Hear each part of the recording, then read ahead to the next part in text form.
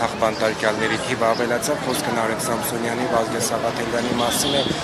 ժողովրդավարության բաստիոնի չափորոշիչների մեջ է մտնում նման կալանավորման ձևաչափը, նման բերման ենթարկելու իրավակիրառությունը ձեր գնահատմամբ եւ ձեր կարծիքով Հայաստանում կան քաղբանտարկյալներ, եթե այո, խնդրում ենք թվարկել անունները։ Իմ կարծիքով Հայաստանում չկան քաղբանտարկյալներ, իմ կարծիքով Հայաստանը ժողովրդական երկիր է այնքանով, որ ամեն օր դու բացում ես թե սոցիալական ցանցերը, թե ուղղակի հանրային խոսույթում տեսնում ես, թե ինչքան ընդդիմադիրներ եւ իրենց փաստաբաններ գոհունակություն են հայտնում այս կամ այն վճռով իրենց նկատմամբ արդարացի որոշումից։ Ամեն օր են այդ որոշումները։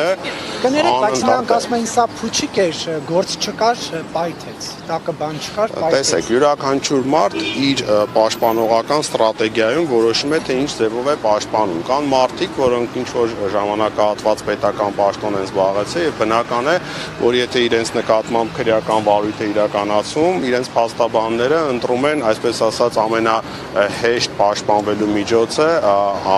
պարուրելով այդ գործը քաղաքական ինչ-որ էլեմենտներով, որ նաև ձեր լրագրողներին ավելի շատ հետաքրքրի, գործը ավելի լուսաբանվի։ Իսկ իրականությունը հետևյալն է,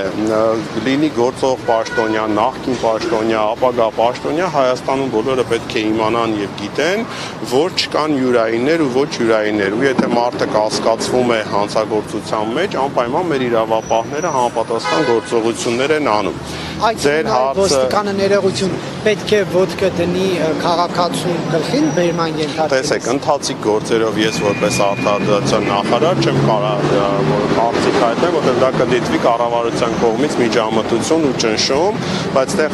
ապացույցը, որ բոլորս տեսնում ենք, թե արդյոք բոլորի նկատմամբ է համանման, այսպես ասած, վերաբերմունք ցուցաբերվում, դա հետևյալն է. արդյոք Հայաստանում կան գործող բարձրաստիճան պաշտոնյաներ, իրենց բարեկամներ, որոնց նկատմամբ քրեական հետապնդում հանգիստ կարող է հարուցել իրավապահը,